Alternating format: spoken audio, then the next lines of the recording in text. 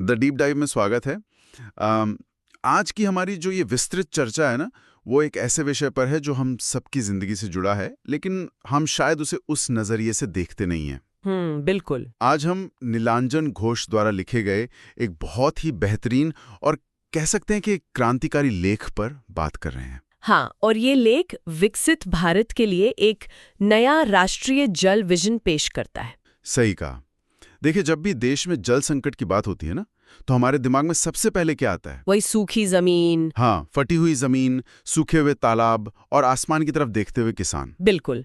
हम सीधे ये मान लेते हैं कि बारिश कम हुई है इसलिए पानी नहीं है। यही तो सबसे बड़ा भ्रम है। आज का हमारा मिशन इसी पारंपरिक अंक गणितीय जल विज्ञान से आगे बढ़ना है। मतलब सिर्फ इंजीनियरिंग और पानी के जोड़ घटाव वाली जो सोच है ना, उससे बाहर निकलना। हाँ, क्योंकि जो सबसे दिलचस्प बात इस लेख से उभर कर आती है वो ये है कि भारत में पानी की कमी की असली वजह कोई प्राकृतिक आपदा नहीं है। तो फिर क्या है? ये पूरी तरह से एक प्रशासनिक विफलता है। प्रशासनिक विफलता। चलिए इसे थोड़ा गहराई से समझने की कोशिश करते हैं। देखिए, लेख बहुत ही स्पष्ट तरीके से बताता है कि हमारी जल नीतियां आज भी प्रशासनिक खानों में बटी हुई हैं। मतलब जिन्हें हम अंग्रेजी में साइलोज कहते हैं। अलग अलग डिब्बों में। बिल्कुल। केंद्र सरकार के अलग अलग मंत्रालय बिल्कुल अलग दिशाओं में काम कर रहे हैं। अब जैसे कृषि मंत्रालय का सारा फोकस इस बात पर है कि फसल का उत्पादन कैसे बढ़ाया जाए। हाँ, उन्हें बस पैदावार से मतलब है। और वहीं शहरी विकास मंत्रालय का फोकस है कि शहरों और उद्योगों तक पानी कैसे पहुंचे। और राज्य सरकारें अपनी अलग ही नीतियां चला रही होंगी। एकदम सही। कोई भी विभाग एक दूसरे के साथ तालमेल नहीं बैठा रहा है।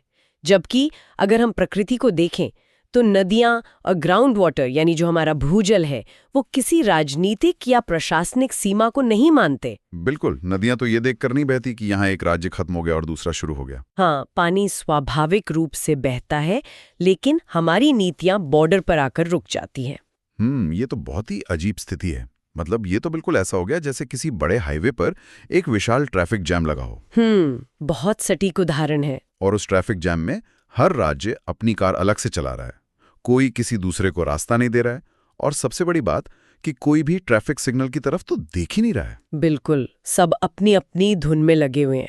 और जब राज्य इस तरह अलग थलग होकर काम करते हैं तो उनका सिर्फ एक ही लक्ष्य होता है कि अपना खुद का उत्पादन और मुनाफा कैसे बढ़ाया जाए। और यहीं से समस्या और गहरी हो जाती है। इसी से जुड़ा एक बहुत बड़ा मुद्दा लेख में उठाया गया है, एमएसपी का, न्यूनतम समर्थन मूल्य। हाँ, धान और गेहूं जैसी बहुत ज्यादा पानी सोखने वाली फसलों के लिए जो एमएसपी का प्रोत्साहन दिया जाता है वो इस जल संकट को भयानक रूप दे रहा है।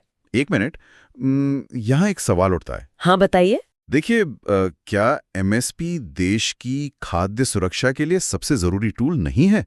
मतलब जब लाखों किसानों का जीवन और आजीविका पूरी तरह से इसी पर निर्भर है, तो क्या पानी की कमी के लिए सीधे तौर पर इस नीति को दोष देना सही होगा? मैं समझती हूँ ये चिंता बिल्कुल वाजिब है और इस पर अक्सर बहुत तीखी बहस भी होती है। हाँ, क्योंकि किसानों का सीधा नुकसान कोई नहीं चाहता। बिल्कुल। खाद्य सुरक्षा यकीनन एक महत्वपूर्ण लक्ष्य है, खासकर भारत जैसे विशाल देश के लिए। लेकिन लेख हमें एक बात के प्रति आगाह करता है, जिसे लीनियर थिंकिंग या रैखिक सोच कहा गया है। रैखिक सोच मतलब एक सीधी लाइन में सोचना। हाँ, ये सोच है कि अधिक पानी मतलब अधिक फसल, और अधिक फसल मतलब अधिक विकास। सुनने में तो ये सही लगता है। सुनने में सही लगता है, लेकिन हरित क्रांति के दौर में जो नीतियां बनी थीं, वो उस समय की जरूरत थी। तब हमें अनाज चाहिए था। बिल्कुल। लेकिन आज जब किसानों को ऐसी फसलें उगाने के लिए आर्थिक प्रोत्साहन दिया जाता है जिन्हें बहुत ज्यादा पानी की जरूरत होती है, जैसे सूखे इलाकों में धान या गन्ने की खेती करना। अरे हाँ, महाराष्ट्र और पंजाब के कुछ इलाकों में यही तो हो रहा है। तो इससे खतरनाक चक्र शुरू हो जाता है। किसान मजबूरन जमीन के बहुत नीचे से भूजल खींचते हैं। मुफ्त बिजली और एमएसपी का ये जो गठजोड़ है ना, ये जमीन के अंदर के पानी को बहुत तेजी से खत्म कर रहा है। मतलब ये एक बहुत ही शॉर्ट टर्म या अल्पकालिक समाधान है। एकदम बिना स्थानीय पारिस्थितिकी तंत्र को समझे किए गए ये कृषि प्रोत्साहन लंबे समय में खुद उसी कृषि व्यवस्था को नष्ट कर देंगे जिसे वे बचाने की कोशिश कर रहे हैं। जाहिर है, अगर जमीन में पानी ही नहीं बचेगा तो एमएसपी का किसान क्या करेंगे? यही बात है। जो नीति आज पेट भर रही है वही नीति कल खेतों को हमेशा के लिए बंजर बना देगी। और ऊपर से जलवायु परिवर्तन के कारण मौसम का मिजाज पहले ही बदल चुका है। तो पुरानी और स्थिर नीतियां अब पूरी तरह से बेमानी हो चुकी हैं। बिल्कुल। मतलब ये तो ऐसा हो गया कि हम मर्ज की ऐसी दवा दे रहे हैं जो भविष्य में खुद एक जानलेवा बीमारी बन जाएगी। बहुत सही कहा आपने। तो अगर राज्यों की सीमाएं और ये अलग अलग प्रशासनिक खाने इतनी बड़ी समस्या पैदा कर रहे हैं, तो फिर पानी के प्रबंधन का सही पैमाना होना क्या चाहिए? इसका जवाब लेख बहुत ही स्पष्ट और तार्किक रूप से देता है, और वो है रिवर बेसिन यानी नदी बेसिन। River basin.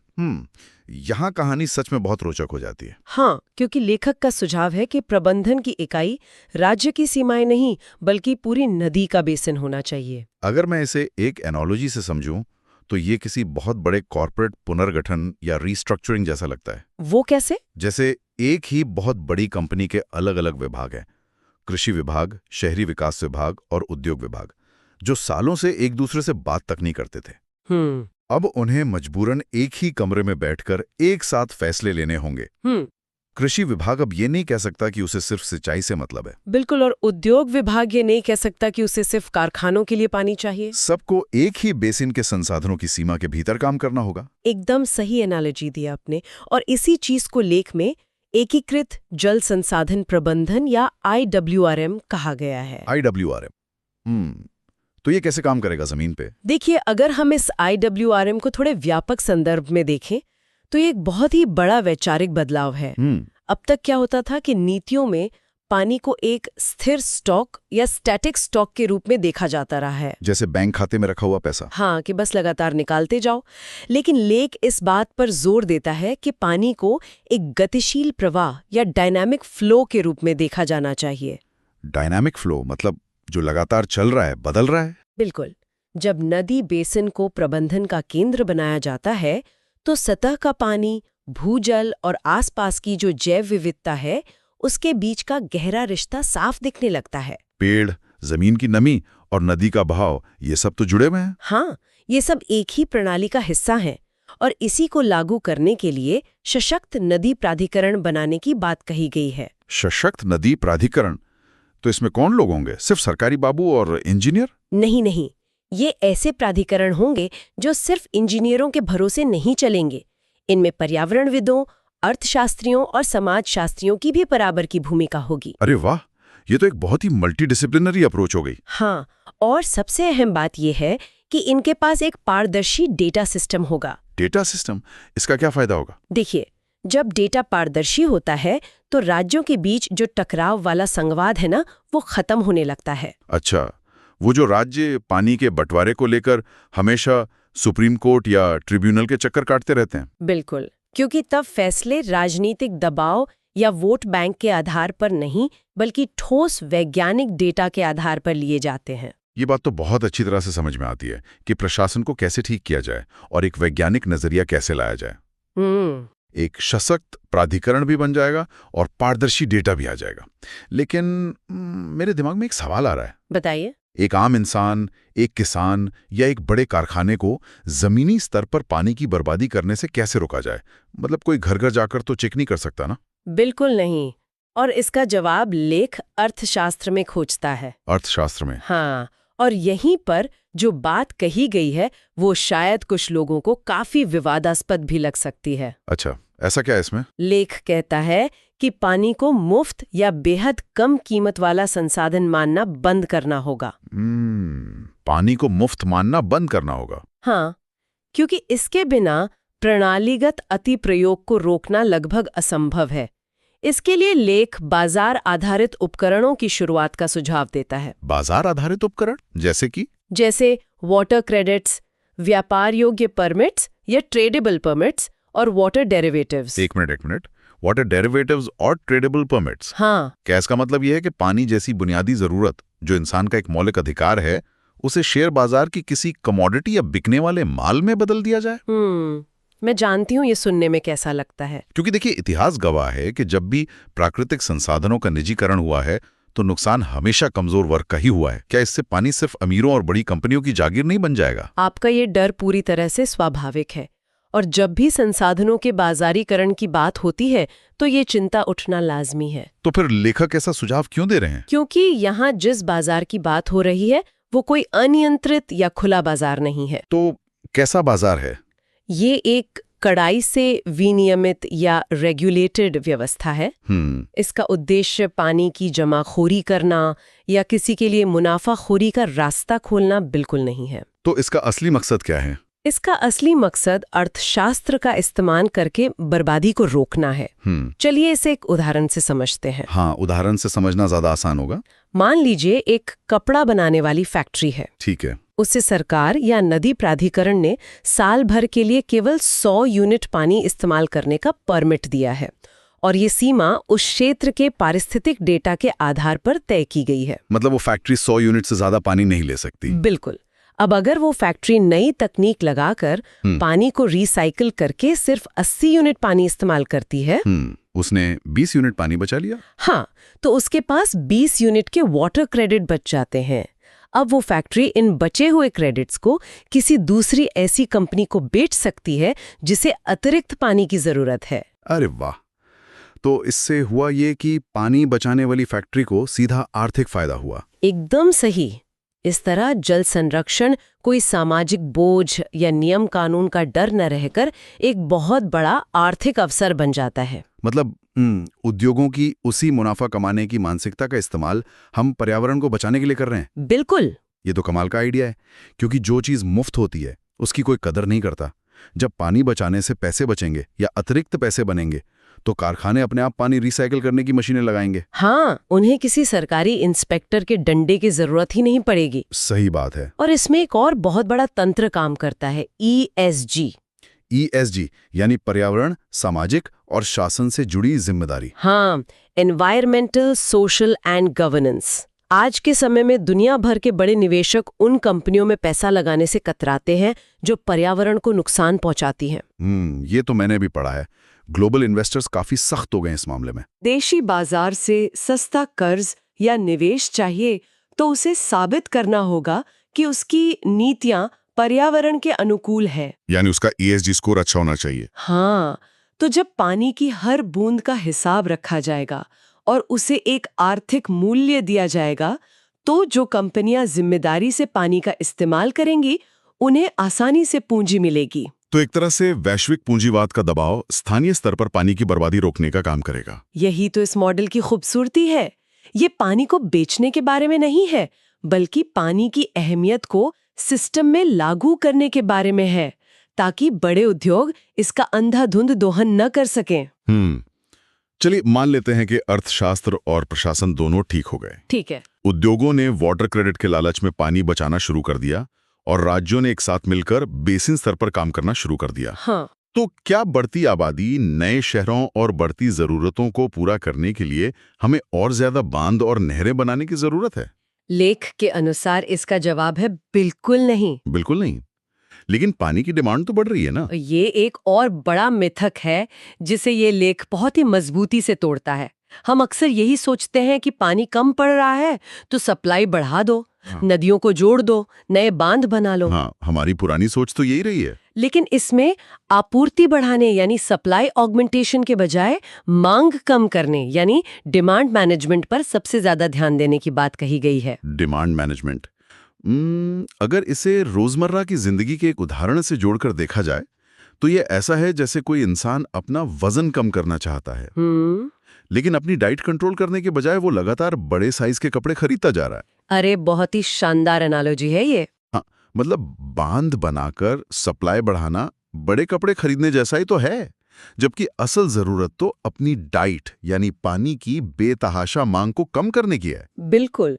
और अगर हम उस डाइट वाले उदाहरण को थोड़ा और आगे बढ़ाएं तो ये समझना जरूरी है कि इंसान की असीमित जरूरतों और हमारी पारिस्थितिकी के स्वास्थ्य के बीच संतुलन कैसे बनाया जाए। ये संतुलन बनेगा कैसे? ये लेख में मांग प्रबंधन पर बहुत जोर दिया गया है।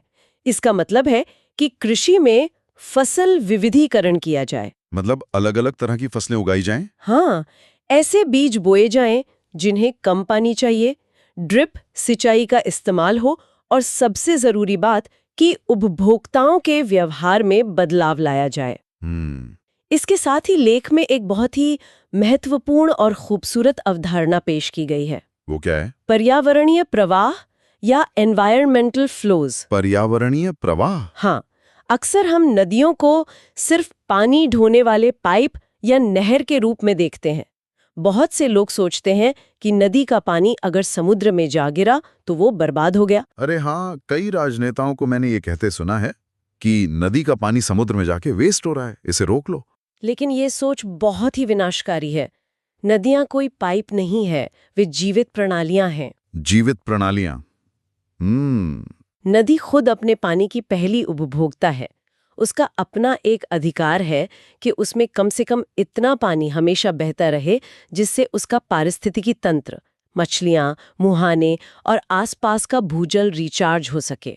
मतलब नदी को जिंदा रहने के लिए भी तो पानी चाहिए? बिल्कुल।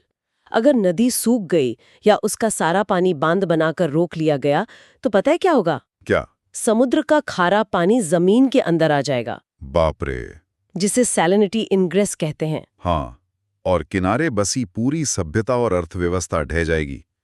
इसके लिए एक बेसिन स्तरीय सूचना प्रणाली की जरूरत होगी, जिसमें हाइड्रोलॉजिकल, सामाजिक, आर्थिक और पारिस्थितिकी डेटा का एकीकरण हो। मतलब बुनियादी ढांचा या कंक्रीट के निर्माण से ज्यादा हमें पारिस्थितिकी की स्थिरता को प्राथमिकता देनी होगी। यही असली कुंजी है।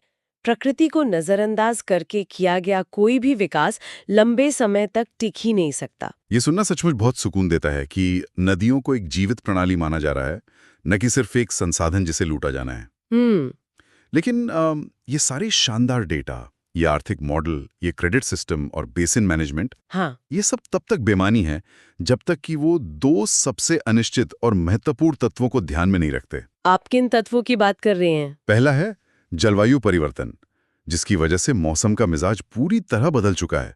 कभी भयानक सूखा पड़ता है तो कभी अचानक बाढ़ आ जाती है। ये तो है। और दूसरा तत्व है जमीनी स्तर पर पानी का प्रबंधन करने वाले असली लोग।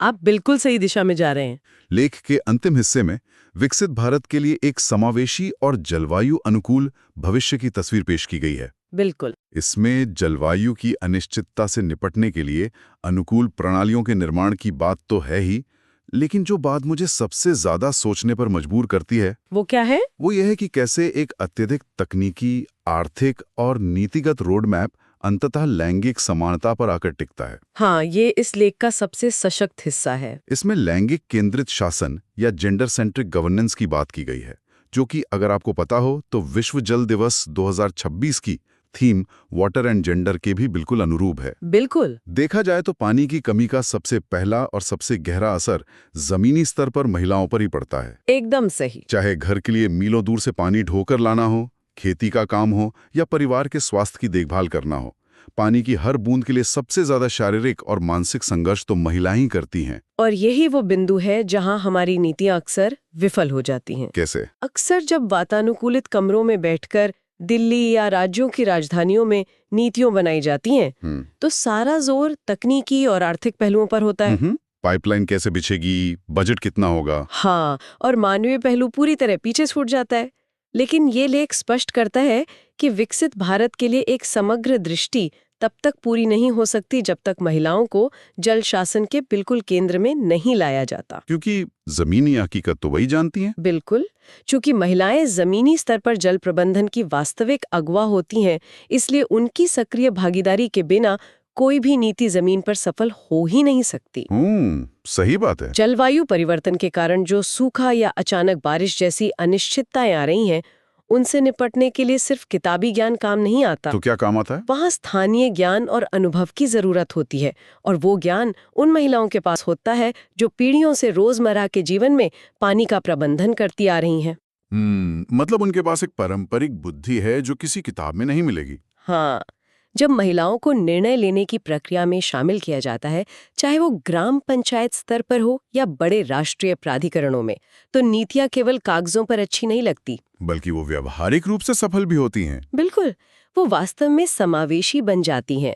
पुरानी रैखिक सोच को छोड़कर एक ऐसा मॉडल अपनाना ही होगा जो पारिस्थितिकी, स्वास्थ्य और मानवीय जरूरतों के बीच एक आदर्श संतुलन बनाता हो। और ये सब महिलाओं के नेतृत्व के बिना असंभव है। एकदम असंभव।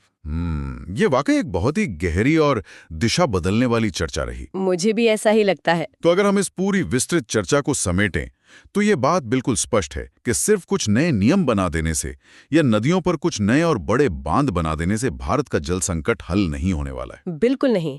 इसके लिए सोच की जड़ों पर प्रहार करना होगा। हाँ, हमें उन प्रशासनिक खानों से बाहर निकलना होगा जो राज्यों और मंत्रालयों को बांटते हैं। राज्य की कृत्रिम सीमाओं के बजाय नदी बेसिन स्तरीय प्रबंधन को अपनाना होगा। और पानी को मुफ्त समझने की भूल को सुधार कर बाजार आधारित उपकरणों और वाटर क्रेडिट्स का बुद्धिमानी से इस्तेमाल करना होगा। साथ ही आपूर्ति बढ़ाने की अंधी दौड़ को छोड़कर मांग कम करने पर ध्यान देना होगा। नदियों के पर्यावरणीय प्रवाह का सम्मान करना होगा और सबसे बढ़कर महिलाओं की नेतृत्व क्षमता को इस पूरे राष्ट्रीय विजन के केंद्र में रखना होगा। ये एक ऐसा ढांचागत परिवर्तन है जो सिर्फ सरकार के स्तर पर नहीं बल्कि समाज के हर स्तर पर होना चाहिए।